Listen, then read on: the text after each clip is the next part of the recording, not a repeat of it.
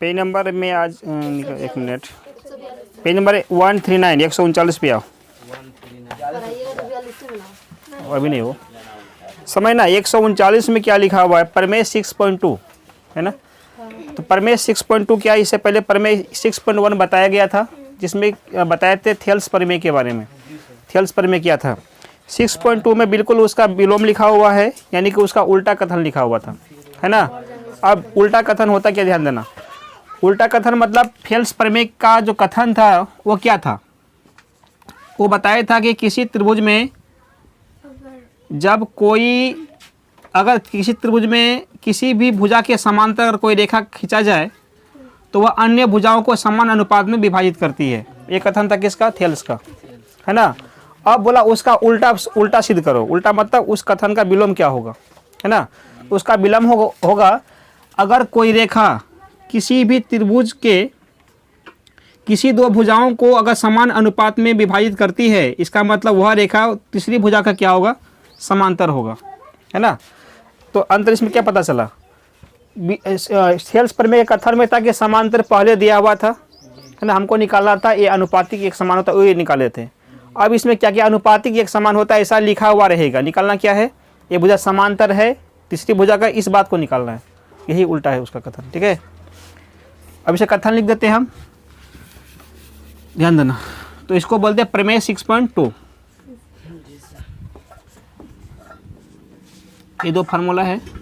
प्रमेय कितना हो गया? 6.2। इसका नाम क्या हो गया? थेल्स प्रमेय का विलोम। थेल्स प्रमेय का विलोम, ठीक है। अब इनका कथन क्या था? कथन मतलब ये जो प्रमेय का फार्मूला क्या था, इनका कहना क्या था विलोम के तहत? यहाँ पर लिखा हुआ था कि यदि एक रेखा किसी त्रिभुज के अन्य दो भुजाओं को, यदि एक रेखा किसी त्रिभुज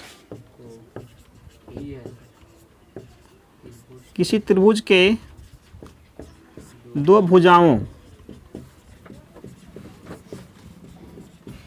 किसी त्रिभुज के दो भुजाओं को एक ही अनुपात में विभाजित करे, एक ही अनुपात में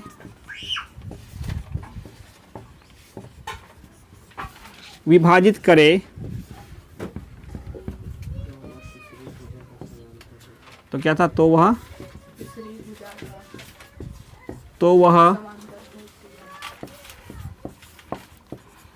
तीसरी भुजा का समांतर होती है। इस बात को निकालना है। इसमें कहाँ तक सच्चाई है? अरे बात समझ में। इसके लिए एक फिगर ड्रॉ करते हैं यहाँ पर। ये हो गया त्रिभुज, इनका दे दिया ए बी और सी। तो यहाँ पर एक रेखा ऐसा होगा जो समांतर नहीं है। थोड़ा नीचे में चलो यहाँ पे मतलब कि तिरछा कीजिए,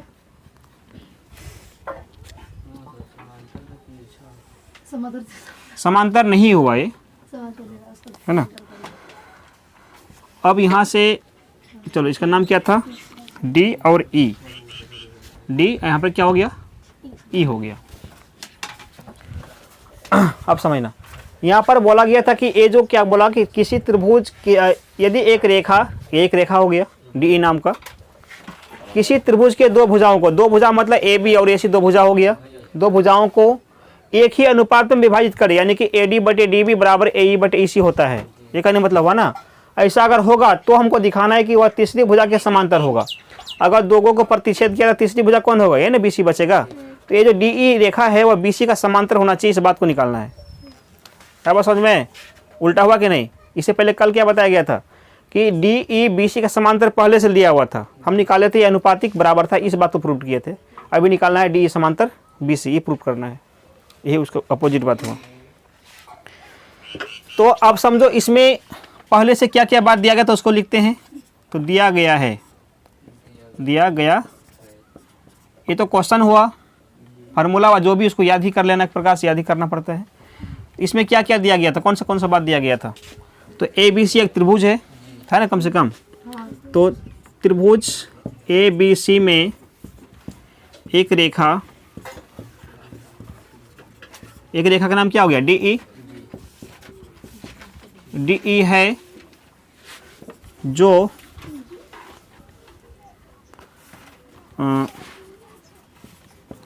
भुजा AB, पहले AB को काटा, फिर दूसरा AC को काटा। देखो ये सब खुद समझ के लिखना पड़ता है, इन्हें कोई रटना उठना चक्कर मत रहना, ये सब पूरा पढ़ के लिखे ना तो फिर बहुत बड़ा हार्ड हो जाएगा ज्यामिति। ठीक है, जैसे भी लिखना है कोई दिक्कत नहीं, इसी बात को हम यहाँ पे लिख, जैसे रचना लिखते हैं ना, इसी फिगर को देख कर यहाँ पे लिख रहे हैं, बस यही बात करना। जैसे भी लिखना अपने अनुसार से सही होगा वो, तो कोशिश करना थोड़ा अच्छा ढंग से लिखा जाए कि ज़्यादा बेहतर रहेगा। हाँ, एक कथन तो बिल्कुल याद करना पड़ेगा। एक रेखा DE है जो भुजा AB, दूसरा हुआ AC, तथा AC को क्रमशः कितना पहले AB था ना, AB को कहाँ पे काटा, D पर, क्रमशः D तथा AC को कहाँ काटा, AC को E पर, अच्छा ठीक है, D तथा E पर इस प्रकार प्रतिच्छेद करती है,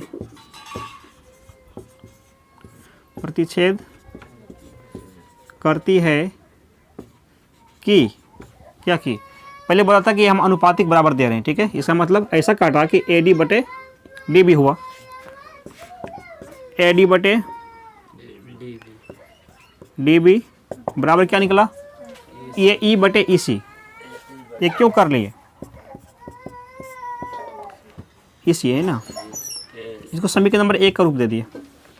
ठीक है, अब ये बात कहाँ से लिखे, ये पहले का दिया हुआ था, ये बोला था कि एक ही अनुपात में विभाजित करे, विभाजित एक ही अनुपात में कर रहा है, इसी को बोलते हैं एक ही अनुपात में विभाजित करना।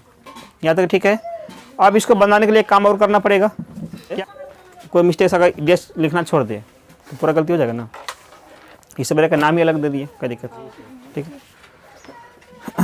तो अब रचना यहाँ पे लिखो।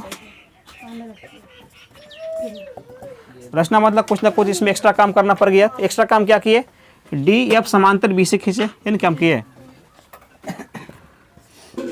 DF इसको बोलते हैं समांतर, ये समांतर का साइन है। समांतर किसके समांतर था, BC के समांतर था।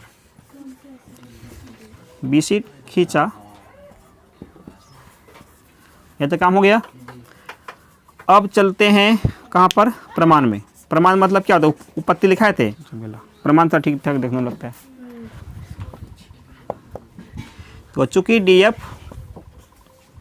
समांतर BC था, क्या था, BC, ये कहाँ से लिखे, कहाँ से ला दिए, रचना से किए ना, ये हुआ रचना से। जब कोई भुजा, कोई रेखा किसी त्रिभुज के किसी भुजा के समांतर होता है तो उसका क्या गुण होगा, वो अन्य दो भुजाओं के एक समान में बांटेगा। ये कल वाला कॉन्सेप्ट है ना, तो मतलब किस कॉन्सेप्ट से बदल सकते हैं, वो बोलते हैं थेल्स प्रमेय से। तो यहाँ पर थेल्स प्रमेय से क्या निकलेगा, यहाँ पर DF जो समांतर हुआ किसका, BC का, यानी DF समांतर हुआ तो इसका मतलब DF जो है ये दोनों AB को और AC को एक समान अनुपात में बांटा होगा। इसलिए हम बोल सकते हैं क्या, AD बटे DB बराबर AF बटे FC, ये बोल सकते हैं। एकदम बोला जाएगा, हाँ खूब बोला जाएगा। AD बटे DB बराबर क्या निकलेगा उधर, AF बटे FC कर सकते हैं। क्या बोलिए, A, हाँ तो यहाँ पर जैसे करेंगे वही ध्यान से यहाँ भी करना पड़ेगा ना। AC करेगा तो यहाँ पर भी हमको AB करना पड़ेगा। तो झमेला हम क्यों पड़े, जब सीधा सीधा जा रहे तो ना, वो तो प्रूव करना है। A बटे FC, ये समीकरण नंबर क्या हो गया, 2 हो गया, एक पहले माना गया था समीकरण नंबर 2। यहाँ तक किसी का डाउट है, समझना। अभी जो बनाना चालू किए बस यही एक लाइन लिखे हैं, जो रियल बनाने का जो मेरा अलग से काम है। अब यहाँ तक क्या था, वही सब बात था, उसे घुमा फिरा कर लिख रहे थे। समझो कि अब मात्र 2 ही लाइन लिखे हैं, अब ज़्यादा हुआ नहीं है। इन्हें समझता पूरा 1 पेज का हो गया। ये सब तो उसी का मतलब बारे में जानकारी दिया, क्या क्या था क्या क्या नहीं था मेरे पास, क्या क्या हमको करना पड़ा एक्स्ट्रा, है ना। अब प्रमाण से बनाना चालू किए हैं। यहाँ से अब 2 लाइन लिखे हैं, अभी और लिखाएगा थोड़ा सा, पहले उतारो इसको। तो इस बात जो लिखा हुआ था समांतर DF समांतर BC, तो इस कथन से ऐसा क्यों लिखिए, किस मेथड से हुआ, तो क्या बोलेंगे इसको, यहाँ पे ब्रैकेट में हल्का से कर लेना। ये आया थेल्स, हाँ हम क्या चीज में करेंगे, पेन तो वहाँ पर है, ले जाओ। ये बात थेल्स प्रमेय से चलो ये ना रहा आया, बात समझ में, कहाँ गया पेन उनका, लो। ये डी बटे अब यहाँ पे करना समीकरण 1 तथा यहाँ से बन जाएगा। समीकरण 1 तथा 2 से, समीकरण 1 तथा 2 से क्या निकलेगा, दोनों का देखो तो कौन सा हैंड बराबर है, राइट की लेफ्ट। समीकरण 1 और 2 को मैच करो, दोनों में कौन सा साइड इसका बराबर होगा, है ना। तो समीकरण नंबर 1 लिखा हो थोड़ा सा, समीकरण नंबर 1 में लिखा हुआ था क्या था, AD बटे DB था बराबर AE बटे EC था, ठीक है। ये था समीकरण नंबर 1 की बात। समीकरण नंबर 2 में अभी लिखा गया था AD बटे DB बराबर क्या हो गया, AF बटे FC, ये था ना समीकरण नंबर 2 में। ये समीकरण नंबर 1 का बात हुआ, ये समीकरण नंबर 2 का बात हुआ। जब दोनों का तुलना करेंगे तो यहाँ पे स्पष्ट हो रहा है कि इनका दोनों लेफ्ट हैंड साइड जो है क्या आपस में बराबर है, तो राइट हैंड भी क्या होगा, बराबर होता है नियम के अनुसार से। तो हम कह सकते हैं कि AE बटे FC बराबर AF बटे FC, AE बटे EC, अच्छा AE बटे EC, AE बटे EC बराबर AF बटे FC, ये बात निकला स्पष्ट, है ना। अब समीकरण में, किसी भी समीकरण में क्या होता है, एक नियम होता है कि अगर ज़रूरत पड़े तो एक बराबर चीज़ से दोनों ही साइड में जोड़ सकते हैं, एक बराबर चीज़ से अगर काम पड़े तो घटा भी सकते हैं, एक बराबर चीज़ से गुना भी कर सकते हैं, एक बराबर चीज़ से भाग भी दे सकते हैं। ऐसा में एक मतलब गलत नहीं होता है। ऐसा क्यों, अगर मान लो कि A 4 है, अगर 4 + 5 कितना होता है, 9 होता है, तो ना बराबर करेंगे। अगर मान लो कि इसमें 10 kg और दे दिए, कितना kg हुआ, 9 10 19, इसी में 10 kg ऐड कर दो, कितना, ये भी 19, तो बराबर ही नहीं बात रहता है ना। तो दोनों पक्ष में समान चीज़ से जोड़ दो, कोई दिक्कत नहीं, घटा दो कोई दिक्कत नहीं, लेकिन करना वही है जो हमको ज़रूरत है ना, वही काम ना जोड़ेंगे। तो इसमें हमको 1 जोड़ना ज़रूरी है। क्या जोड़ना ज़रूरी है, 1, तो +1 ज़रूरी है, मतलब पुराना आंसर निकालना है। अब सीधा क्यों, तो मतलब आंसर निकालना, सीधा सी बात है ना। अब क्यों इस जगह पे थोड़ा याद रखना, याद क्या करना, जब आगे बनाएंगे ना तब क्यों जोड़े ये बात स्पष्ट हो जाएगा।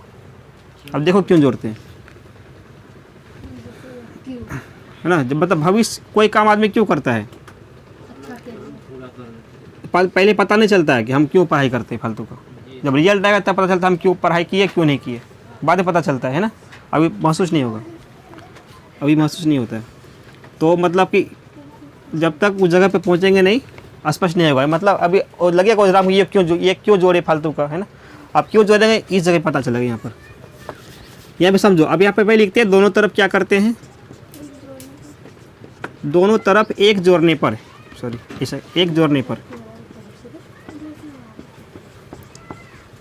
दोनों तरफ क्या करने पर, एक जोड़ने पर, एक जोड़ने मतलब ए पूछे तो बिल्कुल 5 नंबर देगा, है ना। ये लो मतलब दीर्घ उत्तरीय क्वेश्चन में जाने वाला है। एक प्लस किए, एक ऊपर नहीं करना, सामने में A बटे FC +1, इसको जोड़ कैसे जोड़ेंगे, कुछ नहीं रहता तो क्या करते हैं, सीधा सीधा गुना करते हैं ना। तो AE + EC बटे EC, यहाँ पर क्या हो गया, AF + FC हो जाएगा ना, नहीं कुछ तो बटे कितना FC का FC ही रहेगा। अब क्या करो, दोनों को ऐड करो तो कितना हुआ, AE + EC, ध्यान रहे फिगर पे आते हैं। AE मतलब यहाँ से लेके यहाँ तक का, AE + EC दोनों को जोड़ दिए, इसका मतलब पूरा AC नहीं हो गया, AE + EC पूरा AC, इसका मतलब क्या हुआ, पूरा AC हो। नीचे क्या हो गया EC, अब देखो पूरा भुजा लेने के लिए ही हमको क्या करना पड़ा, एक जोड़ना पड़ा। अगर एक नहीं जोड़ते तो कैसे AC का मान होता। अब AC क्यों करना था, नीचे यहाँ पता चलेगा, हर का जगह बना हुआ है। अब AF प्लस FC करो, AF प्लस FC, इसका मतलब AC ही कहलाएगा। इसका मतलब भी क्या हो गया, AC बटे FC। AC बराबर हुआ ना, AC क्या हुआ, कट गया। तो क्या सामने बचा, 1 बटे करके बचेगा, 1 बटे EC बराबर 1 बटे, दोनों को पलटी मार दो, क्या हो गया, FC बराबर EC बराबर FC। यहाँ तक ठीक है। अब ये जो झमेला निकला यहाँ पर, यही सबसे बड़ा बखेरा खड़ा किया है। इसी को बराबर करने के लिए हमने क्या किया, एक जोड़े थे कि ये दोनों बराबर हो जाए, है ना। अब सारा जो गुड़ का रस के तारीख क्या बोला जाता है, फसाद की जड़, हाँ जो भी हो, मतलब यही सबसे बड़ा फसाद की जड़ है। आए समझ में। अब यही दिखा देगा कि नहीं, ये जो कॉन्सेप्ट था जो कि समांतर नहीं माना गया था, वो गलत कर दिया गया था, वो समांतर था, यही बताएगा। कैसे बताएगा, वहाँ पे आते हैं। बोला कि EC बराबर FC, यानी EC जो है FC का बराबर है, फिगर मैच करो। बोला EC बराबर है किसका, FC का। ये बराबर कैसे हो सकता है, अलग अलग माने है ना। अगर मान लो कि एक बिंदु यहाँ पर है, एक बिंदु यहाँ पर है, 2 बिंदु हुआ ना, और एक ले लिया बीच में, अब पूरा का दूरी कितना हो गया। और ई बोलेगा इससे कि हम जब जाएंगे ना यहाँ इधर, तो हमको जाने 5 किलोमीटर लगता है, इतना यहाँ पहुँचने में। ये बोला कि हम भी जाते हैं, हमको 5 किलोमीटर लगता है। तो 5 किलोमीटर लगता है तो 2 कदम आगे क्यों, मतलब कि 2 किलोमीटर पीछे क्यों तब खड़ा है तू, संभव है ऐसा क्या। अगर यहाँ पर है तो सीधा सी बात है कि इसको यहाँ तक पहुँचने में इससे ज़्यादा दूरी लगेगा, इसको थोड़ा कम लगना चाहिए। ये बोलता है कि हम दोनों के एक के लगता है, तो इसका मतलब ये अलग अलग तब है नहीं, उसी जगह पे होना चाहिए तब दोनों खड़ा। वही बात यहाँ पर भी कॉन्सेप्ट आया हुआ है कि बोला कि अगर ये जो EC जितना होगा उतना, बोला कि FC भी है, ये कैसे हो सकता है, दोनों आगे पीछे है तो बराबर कैसे होगा। नहीं, इसका घर बड़ा है, इसका घर छोटा है, तो इसका दूरी ज़्यादा होना चाहिए था, इसका कम होना चाहिए था। अब बोला कि हम दोनों, देखो क्या निकल गया, बोला कि EC बराबर FC होगा, हम दोनों बराबरे हैं, तो बराबर हुआ। इसका मतलब समझ गए कि ये जो था, E जो था थोड़ा नीचे नहीं है क्या, नीचे रहता तो बराबर होता। इसका मतलब समझ जाओ कि E जो है F पर ही है। E कहाँ गया, F पर ही चला गया। जब E जाएगा F के ऊपर में, यानी E जो है E और F के आपस में संपाती है। संपाती किसको बोलते हैं, जब एक दूसरे के ऊपर ओवरलैप करते हैं, मतलब एक दूसरे के ऊपर ही रहता है, तो उसी को क्या बोला जाता है, संपाती बोला जाता है। तो एक कॉन्सेप्ट के माध्यम से, इसी के माध्यम से हम बता सकते हैं, ये जो E था F पर क्या होगा, संपाती हो गया। जब E F पर चढ़ेगा तो कहीं ना कहीं ये रेखा भी इस पर चढ़ जाएगा, नहीं चढ़ेगा। और D F पहले से इसका समांतर था, E भी वहीं चला गया तो ये भी समांतर हो जाएगा ना, वही प्रूव हो गया। है बात समझ में। हाँ, इसी बात को तो लिखना है। उस दिन नहीं आया, यही समझा रहेगा तो बढ़िया। अब लिखना। अब इसके बाद करते हैं, यहाँ तक आ रहा है क्या, हाँ नहीं, हाँ हो गया, सुनिश्चित लिखने जरूरी नहीं, सोचने होगा लाइन। हाँ हो जाएगा। चलो अब समझना। इसके बाद क्या करेंगे, ये जो बात था, बोला यह जो तभी संभव होगा, चूँकि यह तभी संभव होगा जब ये जो E था कहाँ पर, E F पर कोमा दे करके ये बन जाएगा, E F पर क्या होगा, संपाती होगा। मतलब उसी के ऊपर E को होना चाहिए था, है ना। इस प्रकार इसीलिए यहाँ क्या होगा, DE संपाती DF होगा। अब आए नहीं, इस प्रकार का जो रहेगा तो यही नियम चलेगा, कि अलग नियम नहीं ऐसे ही DE संपाती क्या, उसमें भी एक जो रहेंगे, किसमें, नहीं उसमें नहीं जोड़ना, इसी में जोड़ना है, विलोम वाला में। अब विलोम और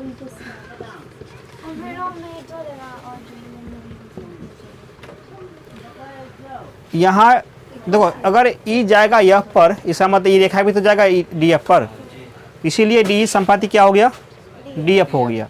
संपाति हुआ डी एफ क्या था पहले से, डी एफ क्या था, डी एफ को तो हम समांतर मान के गए थे ना, तो इसीलिए क्या कर सकते हैं, इसीलिए डी ई समांतर क्या हुआ, बी सी का हुआ, क्योंकि डी एफ पहले से समांतर था उनका।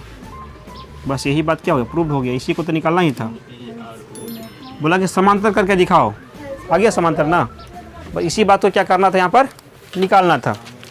इस प्रकार से क्या हुआ, थेल्स प्रमेय का विलोम प्रमाणित होता है ना। चलो इसको उतारो और रहने दो, नहीं चलो कॉपी दो, हाँ तो कॉपी